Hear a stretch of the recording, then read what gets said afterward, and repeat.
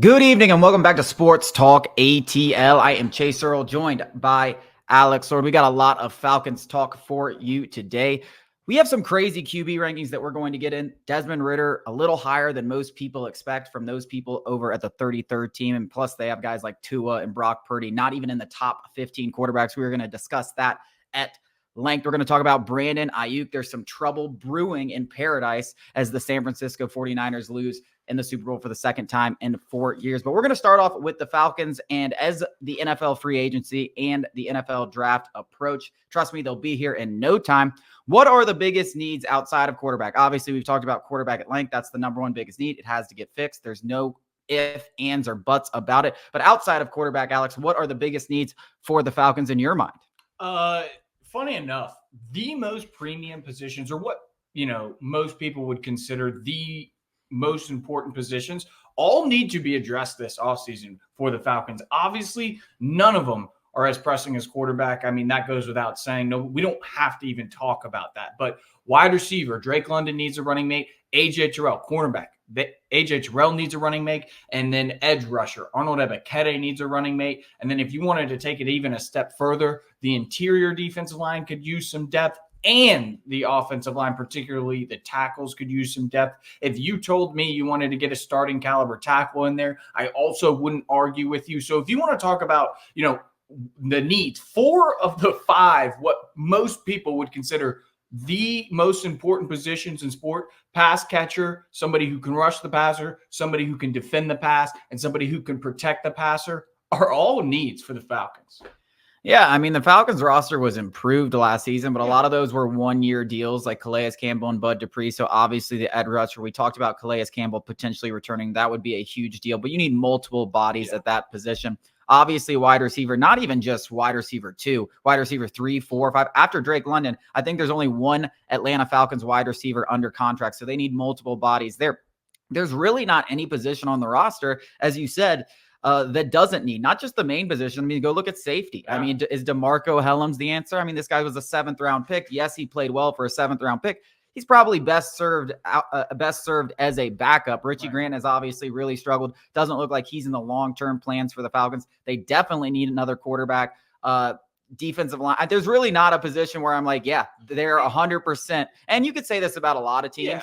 There's never going to be a perfect roster. I mean, just look at the Kansas City Chiefs. They had holes all over the place. Obviously, they won the championship, but there's going to be holes on every roster. It's just about filling the biggest ones. Yeah, I think that a big talking point has been the fact that it's a good roster. It's not a great roster. It can be improved in the areas that we talked about. Now, where you rank those roster needs is very subjective. I would argue that cornerback might be a little bit further down than, say, something like edge rusher and wide receiver for a couple of reasons. First of all, edge rusher is the second most valuable position in the sport. And if you want to talk about something the Falcons haven't had since, I've been alive, other than John Abraham, it is that dominant double-digit sack guy that every single season you can expect him to give you double-digit sacks. I would argue that's more pressing than a cornerback, because you do have somebody like Clark Phillips, though, 5th-round pick. He did come along strong to end the year.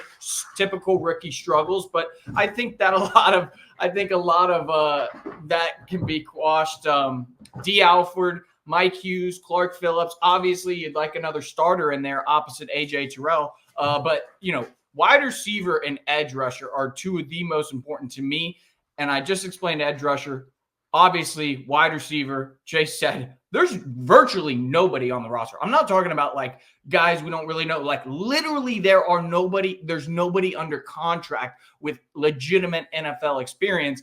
And Zach Robinson, as we know, values a lot of 11 personnel, which is 3 wide receiver sets. So as Chase said, it's not like we just need one wide receiver.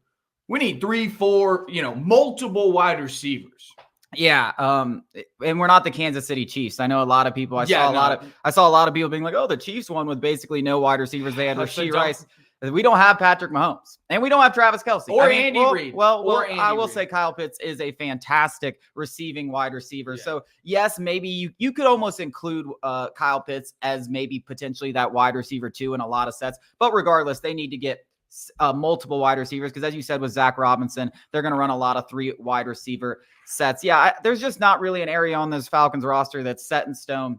I do agree with you a little bit on the secondary aspect, because Clark Phillips could potentially be that CB2. And if you get a guy like that was a 5th round pick as your starting corner, that's huge value. You also have a guy in Jesse Bates that covers up a lot of errors on the back end as that all-pro safety that he was for the Falcons, one of the best defensive players in football. So there are some things about the secondary that you like that make it maybe not as pertinent. But as you like to say, Alex, the edge rushers and the secondary kind of work together. You know, whether they go with a dominant corner and they really want to lock up the secondary and use Clark Phillips as that nickel corner and have a dominant secondary with Jesse Bates, 2 guys, and AJ Terrell and whoever they get in free agency, that's going to really help out the pass rush. Whether they just want to go all in on the pass rush, that's going to really help out guys like Clark Phillips, AJ Terrell, Jesse Bates, and whoever plays safety for the Falcons next season. Yeah, I think that regardless of what you do, you have to address one in a serious manner, whether that, considerable draft capital or considerable free agent dollars, that I'm talking cornerback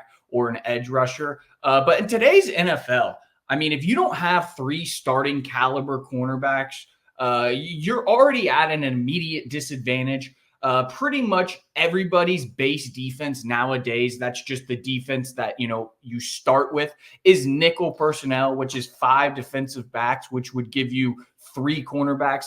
Sometimes it's 3 safeties instead, but most of the time it's 3 cornerbacks. So, the Falcons, for all intents and purposes, I mean, not only did Jeff Okudah lose his starting role to Clark Phillips, but D. Alford actually, though he started very strong, lost his starting role in the nickel. So, if Raheem Morris and Jimmy Lake don't necessarily see 2 starters out of that group, Mike Hughes, D. Alford, and Clark Phillips, then the Falcons really need 2 starting cornerbacks, though I imagine at least one of those guys that I just mentioned is going to step into a starting caliber role. But regardless of which one they do, they have to invest in one of those positions heavily.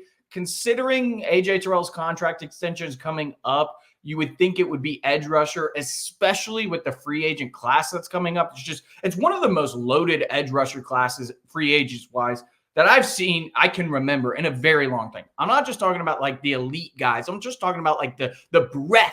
There's depth. There's guys that you can get on cheaper 1-year deals. There's guys who not a lot of people are talking about, like Josh Uche. He's from the Patriots. I mean, there's so many possibilities in the edge rusher class that I think that you would be foolish not to come away with at least a couple. And whether that's the draft and free agency, you got to do that, especially for the Falcons. I mean, we've been how long have we been waiting, begging? 2004, I think, was the last time the Falcons finished top 10 in sacks. 2004, and they happened to finish first that year. So that's the last time the Falcons have really had a decent pass rusher. They haven't had a premier pass rusher since John Abraham was roaming the field, and that was 2007, 2008, those years. So yeah, it's been quite a long time since the Falcons were relevant, and it's something that they did put an emphasis on last year, but they need to keep doubling down until they fix this, and that will really help that cornerbacks. And I believe in Clark Phillips. I'm very surprised with what happened with D. Alford later in the year. I thought he played, even when they benched him, I thought he was playing well. There was never a moment where I was like,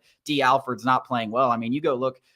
As late as week 11 and week 12, people were talking about him as one of the best nickel corners in the game. All of a sudden, he's benched. I really have no idea what the reasoning for that was, and we'll see what his future's like. But the only 2 positions I can look at right now on this roster that I can say don't really need to be addressed, the interior of the offensive line, at least as far as starters go, and the linebacker position, because Caden Ellis was a stud, Nate Landman stepped up, and hopefully Troy Anderson will be healthy going into next year. Yeah, and I saw some Falcons fans on Twitter talking about, this was in response to, I don't remember what mock draft, but the mock draft had us taking Dallas Turner, edge rusher out of Alabama. And, their thought process was, we already have Arnold Ebiketie. Let's use that pick on Malik Neighbors or Odunze from Washington to kind of give Drake London a running mate.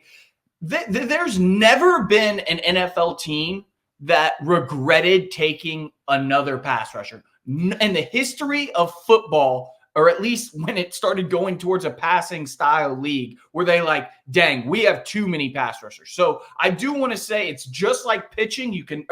Baseball, you can never have too much pitching. I would say cornerbacks and pass rushers, you can never have too many of them. And that's what's intriguing about the draft. We talked about it yesterday that, the draft offers if it goes quarterback, like a lot of people expect, it's going to give the Falcons a chance to land a blue chip top 5 prospect. And most of them that are going to be available fill an immediate need. Not only could it potentially be the best player available, like Terry Fontenot likes to, go about his draft process, but it's also going to fill an immediate need. I'm talking about a Dallas Turner pass rusher, a Malik Neighbors, a pass catcher, a Terrion Arnold, a cornerback, a Joe Alt, that future left tackle stalwart. We got to think a couple years down the line, Jake Matthews. There's a lot to be excited about. Yes, they have holes, but they have the means to address them. Yeah, I mean, the draft, listen, Dallas Turner is an absolute stud. Yeah. I don't know if he's going to be the best player available, but yes, the Falcons are in the perfect position to take the best player available because every position that these top draft picks fills a need, as you said. So I think that's definitely going to be the case. Coming up after the break, trouble in paradise in San Francisco. Brandon Ayuk already suggesting that he might want to get traded this offseason.